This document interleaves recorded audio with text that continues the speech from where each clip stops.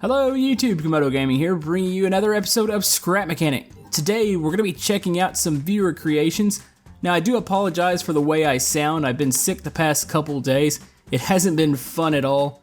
And I've gotten behind on my YouTube work and my real job, so anyways, I do apologize about that. We will be returning with some Scrap Mechanic Apocalypse World tomorrow, so if you want to come join us for that.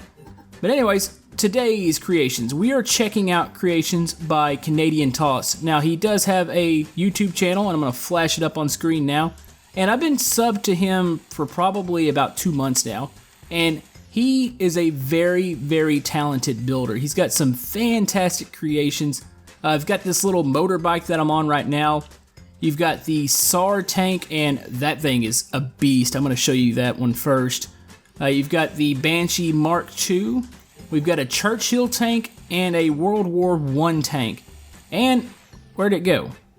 We had another one over here. Oh, there it is. He has got a little hovercraft over here too. I don't know how that got over there. Apparently it is actually hovering. But yeah, this is a cool little moped or motorcycle. It's using the suspension glitch. It's using the sensors on the side. It's super stable. Doesn't fall over at all. Turns really nice. I'm actually tipping it a bit here. It's constantly popping wheelies. That looks really awesome. But yeah, let's go check out the first creation. Let's go ahead and stick this over here out of its way. Hope that stops. There it goes. But yeah, this is the SAR tank. Now, this thing is scary looking. This is a Russian tank from the early 1900s. I think it was 1914s when this thing was built. It was an experimental tank, so I don't think it was mass produced. But this thing is actually this big. Like, this is the real scale of the tank. I've seen several pictures of it, people standing beside it, and that is frightening. That is huge. I don't know how practical it is, but for fear factor, that is definitely up there. Like, I would not want to see that on the battlefield at all. Now, the spiderweb, he's got what looks to be skid steering going on here. You've got all the bearings here for the different directions.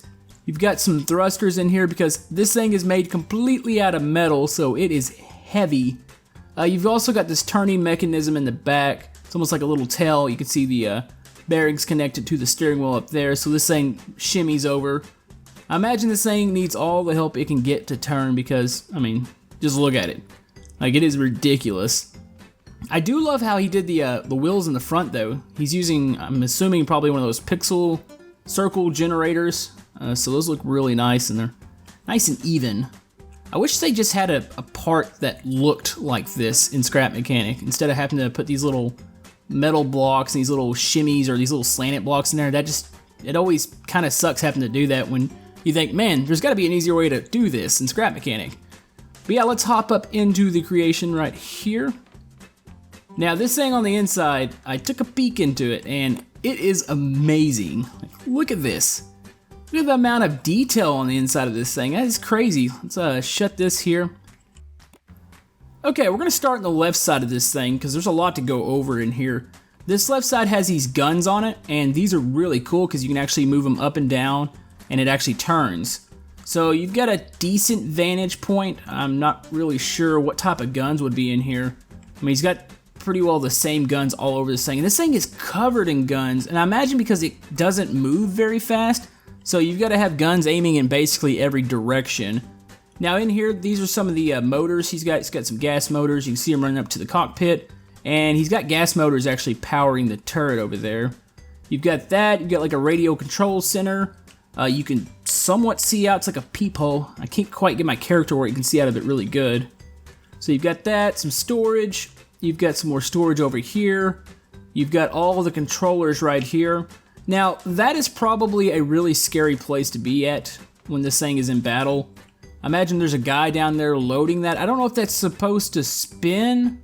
I know it doesn't on the creation, but maybe it doesn't since it's got a gun on each side. But I could imagine being down in that and being under fire. That's got to be absolutely terrifying. But yeah, you've got that. You've got a top one up here, and it almost... Oh, of course, I've fallen into this. Okay, see if we can hop out of that. I think it's just out of range. Let me stick a block down real quick. I don't think I can actually hop out of this thing. There we go. Come on. Nope. Come and lodge. This is a pretty tight quarters in here, so let's see, can I hop up into this?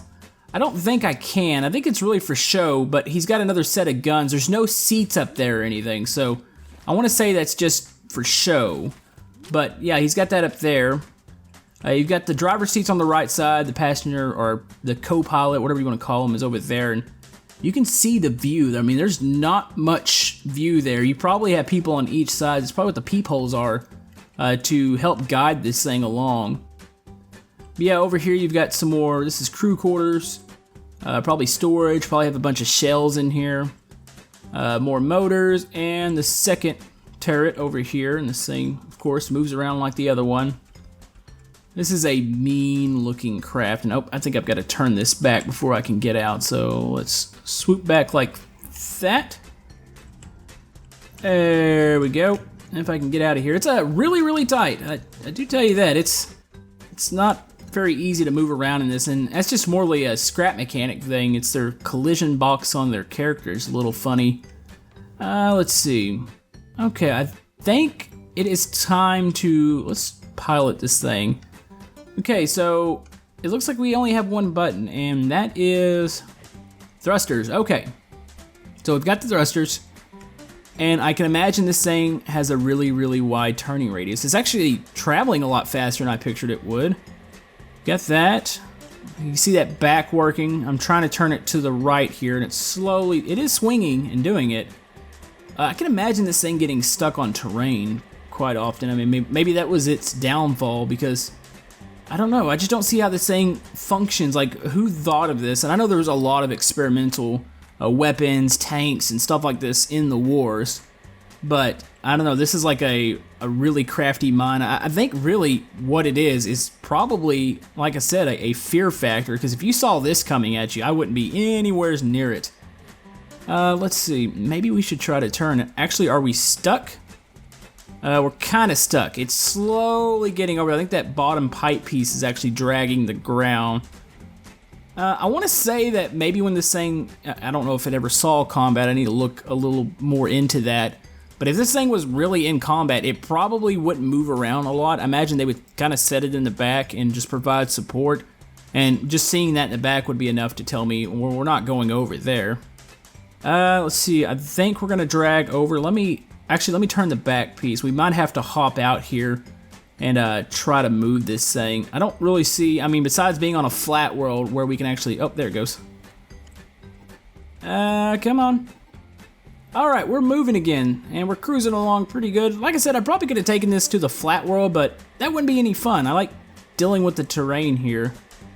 But that is a beast of a machine. I love the way it looks. Like, it is just spot on. The supports in the front, the big wheel. I mean, that's probably one of my favorite creations aesthetically that I've seen in a long time. And it's really cool, the whole fact that is all vanilla parts. So, stop that. Unload. Let's get one more look at this bad boy. Oh yeah, that is cool. Like, that is really cool. Yeah, let's go ahead and get rid of this because it is lagging the world just a bit. So let's go check out the next creation. Alright, the next creation is a World War I tank. Now, this one didn't have a name on it, but it does look very familiar. World War I tanks are always kind of strange, just the way the war played out, and a lot of things were experimental in there, so it's always kind of odd seeing the tanks from the era because they look so different from the tanks, or at least the somewhat, I'm saying modern tank, and I'm looking at a World War II tank. But as far as the design with the treads and all that, I mean, this one always just looks strange. It's an odd design. You've got the guns on the side. I think that's a gun in the front. You got the peepholes up there. A couple on the side here. Now, as far as the spider web, only the bottom ones are moving. So he's using a suspension glitch because it doesn't use skid steering. You only have the single bearings here. So he's got 1, 2, 3, 4 suspension glitches, I believe, here in the front. So this thing out of turn, really nice. Now, I think the reason he has so many of them, I mean, this thing is completely out of metal. You can see metal there on the little plate, and you can see metal on the inside too. So this is a very, very heavy machine. And oh, look at Duck. Get that. Let's go ahead and hop in real quick. The inside, let's peek down. He's got a couple seats for some passengers back there. Hop in here. Let's try this thing out. This looks really cool. I've been watching, recently I watched the Battlefield 1 trailer, and I think there's a tank very similar to this in there. I wish I knew the name, so if anybody knows the name of this tank, comment below. He just didn't have it wrote in his description. He normally has what vehicle it is as far as like the SAR tank and stuff like that, or the Churchill, but he didn't have it, he just had World War I tank wrote in this one. Now as far as the steering, it's very nice. It glides along. A lot of that's due to the suspension glitch, but this thing takes terrain really, really good. Do get a bit of lag from it. I think it's probably because, I mean, how many bearings are spinning and going at once. I need to back up here. That little front piece is actually stuck in the ground. See if I can shimmy it out. I think I can. Yeah, it's gonna clear itself. I'm trying to figure out what that is. I wanna say, I mean, that's a little low to me to be a gun, but it looks like the guns he's got on the side match it, so I'm assuming it is a gun. It just seems really low, but I'm assuming trench warfare, maybe they have a low gun there. I don't think I'm gonna fix this here. Actually, yep, we're about to clear, nope, I think I might make this worse. There we go. But yeah, I wanna say it's a gun, just looking at it more. This thing is a bit laggy though, and that's really not his fault at all. I mean, it's just the way the game is right now. I would love to see when the engine really cleans up and we get a new one and it's just like hopefully running great, because it would be cool to get multiple tanks out there, and I start to fantasize about stuff like this. If we can get some sort of mod to have like guns or something, that would be really cool. And maybe even destruction. I don't know if that's on the agenda for Scrap Mechanic, but it would be really nice to see destructible blocks. I know they're gonna have terraforming for the terrain, but I don't know as far as the blocks. I mean, you would think with the farm bots and all that, that maybe that would be a thing for survival, but I could be completely wrong. But yeah, let's go ahead and take this over here. We're gonna check the Churchill tank out next. And I think this is actually the one that's lagging the most. The SAR tank might not have been lagging that bad. And I do apologize if I'm saying that wrong. That's just the impression from what I saw. That's what I've been calling it. So, I mean, if I'm naming that or if I'm pronouncing that wrong, please do let me know. All right, here is the Churchill tank. Now, this is a British-made tank. He's got a Canadian flag on the side of it, so I'm assuming during the war maybe they adopted it at some point. It's a really, really fantastic looking tank. It almost has like a more of a modern feel. Like you see a lot of World War II tanks as far as the German, like the Tigers and Panzers, or even the American like Sherman. They don't quite look like modern tanks, but this one looks a little closer to one. It would be nice, and it's another Scrap Mechanic thing. We can't have actual treads on here, but once they fix that, that would be really awesome to see treads on this thing. Now, do keep in mind, this is vanilla parts, so I know some of these shapes are kind of deceiving, but you can see the slanted blocks and the metal blocks. This one, once again, is made completely out of metal. I think he tries to get everything as close to scale as possible because this feels just right. Like, it looks right. When the character stands beside it, it feels right. I know this character is a little small, but it just seems right. So you've got that. Let's see, what else is back here? You've got storage. This would be where the motors are. He's got a turret up here, and let's see. Let's go ahead and hop into this. This thing completely turns, if I'm not mistaken. Oh yeah, oh, that's cool. Is that, okay, he's got just a single block there on the inside. A lot of times, last time I tried to make a tank, I accidentally put the bearing on top of the body and just had the turret sitting on top of that, and that created so much lag because of all the collisions. But yeah, that's really nice. So you've got that. Now to drive this thing, this is a little different.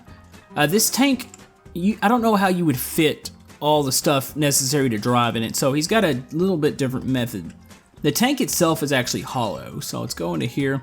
You can see the motors. The driver's seat's over here. And I think that's really to do with the constraints as far as the size, because I really think he's going for the tank being more accurate on the outside and the scale, opposed to being able to walk around the inside. Because if you see the insides of these tanks, just go look up any picture of them, and it is tight in there. Like, it is really tight.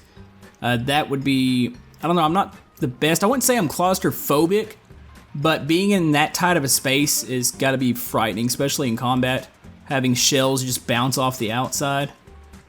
Now, as far as driving, I should probably pull out the spider web. I want to say he's got suspension glitches going here, since that's looks like it's a single bearing. Very nice, it's got some nice speed. It's always amazing what that suspension glitch does and how easy it makes everything move. And I was always opposed to using it, and because I always thought it was going to get fixed. But apparently, according to the developers, that's going to stay a thing. We'll always have the suspension glitch because so many people use it now. It's just been adopted as a method of steering. So I guess I see the point of not getting rid of it, because you're going to break a lot of creations on the workshop if you do get rid of it.